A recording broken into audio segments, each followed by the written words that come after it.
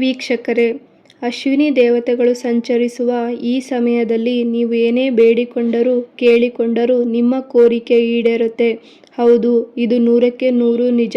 ಈ ಅಶ್ವಿನಿ ದೇವತೆಗಳು ಸಂಚರಿಸುವ 24 ನಿಮಿಷ ಶುಭ ಸಂದರ್ಭದಲ್ಲಿ ಯಾವುದೇ ಬೇಡಿಕೆ ಇದ್ದರೂ ಮನಸ್ಸಿನಲ್ಲಿ ಬೇಡಿಕೊಂಡರೆ ತಥಾಸ್ತು ದೇವತೆಗಳು ಎನಿಸಿಕೊಂಡಿರುವ ಅಶ್ವಿನಿ ದೇವತೆಗಳು ನಿಮ್ಮ ಆಸೆ ಈಡೇರಿಸುತ್ತಾರೆ.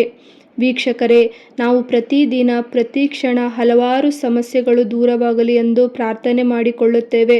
ಆದರೆ ನಮ್ಮನ್ನು ಕಾಡುತ್ತಿರುವ ಪ್ರಶ್ನೆ, ಎಷ್ಟೇ ಬೇಡಿಕೊಂಡರೂ ಪರಿಹಾರ ಆಗುವುದಿಲ್ಲ, ನಮ್ಮ ಕನಸು ನೆರವೇರುವುದಿಲ್ಲ, ಎಷ್ಟೇ ದೇವರಿಗೆ ಹರಕೆ ಹೊತ್ತುಕೊಂಡರೂ ಕಷ್ಟ ತಪ್ಪುವುದಿಲ್ಲ. ಹಾಗಾದರೆ ಯಾವ ಸಮಯದಲ್ಲಿ ನೀವು ಬೇಡಿಕೊಳ್ಳಬೇಕು? ಯಾವ ಸಮಯದಲ್ಲಿ ಹೇಳಿಕೊಂಡರೆ ನಿಮ್ಮ ಕನಸುಗಳು ನನಸಾಗುತ್ತೆ, ಕಷ್ಟಗಳು ದೂರವಾಗುತ್ತೆ ಎಂಬುದನ್ನು ಈ ವಿಡಿಯೋದಲ್ಲಿ ತಿಳಿಸಿಕೊಡುತ್ತೇನೆ. ಜೊತೆಗೆ ಆ ಅಶ್ವಿನಿ ದೇವತೆಗಳು ಸಂಚರಿಸುವ ಆ 24 ನಿಮಿಷ ಯಾವುದು ಎಂದು ನಿಮಗೆ ತಿಳಿಸಿಕೊಡುತ್ತೇನೆ.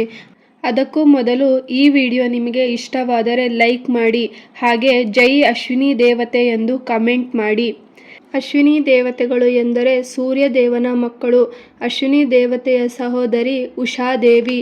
ಸೂರ್ಯ ದೇವರ ಮಕ್ಕಳು ಅಶ್ವಿನಿ ದೇವತೆಗಳು ಮತ್ತು ಉಷಾದೇವಿ ಪ್ರತಿದಿನ ಬ್ರಹ್ಮ ಮುಹೂರ್ತದಲ್ಲಿ ಹಿರಣ್ಯ ರಥದಲ್ಲಿ ಆಕಾಶ ಮಾರ್ಗದಿಂದ ಪೂರ್ವದಿಂದ ಪಶ್ಚಿಮಕ್ಕೆ ಪ್ರತಿದಿನ ಸಂಚರಿಸುತ್ತಾರೆ.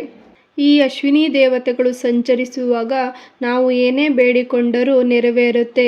ಅದು ಒಳ್ಳೆಯದಾಗಿರಲಿ ಕೆಟ್ಟದಾಗಿರಲಿ, ಅದು ನೆರವೇರುತ್ತೆ. ಸೂರ್ಯದೇವನ ಪತ್ನಿ ಸೂರ್ಯದೇವನ ತಾಪ ತಡೆಯಲಾಗದೆ ಅಶ್ವರೂಪಕ್ಕೆ ಹೋಗುತ್ತಾರೆ. ಹೆಂಡತಿ ಅಶ್ವರೂಪಕ್ಕೆ ಹೋಗಿರುವುದನ್ನು ನೋಡಿದ ಸೂರ್ಯದೇವನು ಅಶ್ವರೂಪಕ್ಕೆ ಹೋಗುತ್ತಾರೆ. ನಂತರ ಇವರಿಬ್ಬರ ಮಿಲನದಿಂದ ಹುಟ್ಟಿದ ಪುತ್ರರೇ ಅಶ್ವಿನಿ ದೇವತೆಗಳು. ಇವರನ್ನು ತಥಾಸ್ತು ದೇವತೆಗಳು ಎಂದು ಕರೆಯುತ್ತಾರೆ. ಈ ಅಶ್ವಿನಿ ದೇವತೆಗಳು ಬ್ರಹ್ಮ ಮುಹೂರ್ತದಲ್ಲಿ ಮತ್ತು ಸಂಧ್ಯಾ ಮುಹೂರ್ತದಲ್ಲಿ ಪೂರ್ವದಿಂದ ಪಶ್ಚಿಮಕ್ಕೆ ಸಂಚರಿಸುತ್ತಾರೆ. ಹೀಗೆ ಸಂಚರಿಸುವಾಗ ವೇದ ಮಂತ್ರಗಳನ್ನು ಹೇಳುತ್ತಾ ತಥಾಸ್ತು ತಥಾಸ್ತು ಎಂದು ಹೇಳುತ್ತಾ ಸಂಚರಿಸುತ್ತಾರೆ. ಹೀಗೆ ಎಲ್ಲಿ ಯಜ್ಞ ಯಾಗ ಶುಭ ಕಾರ್ಯ ನಡೆಯುತ್ತಿರುತ್ತದೋ ಅಲ್ಲಿ ತಥಾಸ್ತು ಎಂದು ಆಶೀರ್ವಾದಿಸುತ್ತಾ ಸಂಚರಿಸುತ್ತಾರೆ.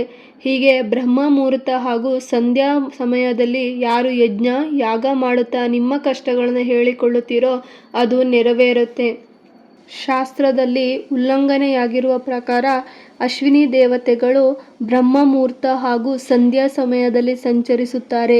ಈ ಸಮಯದಲ್ಲಿ ನೀವು ಏನೇ ಬೇಡಿಕೊಂಡರೂ ಅದು ನೆರವೇರುತ್ತೆ. ಹೌದು, ಒಳ್ಳೆಯದನ್ನು ಬೇಡಿಕೊಂಡರೂ ನೆರವೇರುತ್ತೆ, ಕೆಟ್ಟದ್ದು ಬೇಡಿಕೊಂಡರೂ ನೆರವೇರುತ್ತೆ. ಪಂಚಾಂಗದ ಪ್ರಕಾರ ಸಂಧ್ಯಾ ಕಾಲದಲ್ಲೂ ಕೂಡ ಸಂಚರಿಸುತ್ತಾರೆ. ಸೂರ್ಯೋದಯ ಮತ್ತು ಸೂರ್ಯಾಸ್ತದ ಸಮಯ ಉಲ್ಲೇಖಿಸುತ್ತಾರೆ. ಸೂರ್ಯಾಸ್ತ ಆಗುವ 24 ನಿಮಿಷದ ಮೊದಲು ಅಶ್ವಿನಿ ದೇವತೆಗಳು ದೇವಲೋಕದಿಂದ ಭೂಲೋಕಕ್ಕೆ ಸಂಚರಿಸುತ್ತಾರೆ. ಈ ಸೂರ್ಯಾಸ್ತ ಆಗುವ 24 ನಿಮಿಷದ ಮೊದಲು ದೇವರ ಮನೆಯಲ್ಲಿ ತುಪ್ಪದ ದೀಪ ಹಚ್ಚಿ ಯಾವ ಕೆಲಸ ಆಗಬೇಕು, ಯಾವ ಆಸೆ ನೆರವೇರಬೇಕು, ಸಂಸಾರದಲ್ಲಿ ಸುಖ ಕಾಣಬೇಕು, ಮಾಡುವ ಕೆಲಸ ಯಶಸ್ಸು ಆಗಬೇಕು ಎಂದು ಬೇಡಿಕೊಂಡು ಈ ಒಂದು ಮಂತ್ರ ಪಠಿಸಿ. ಓಂ ಶ್ರೀ ಅಶ್ವಿನಾಯ ನಮಃ. ಈ ಒಂದು ಮಂತ್ರ ಪ್ರತಿದಿನ 21 ಬಾರಿ ಜಪಿಸಿ.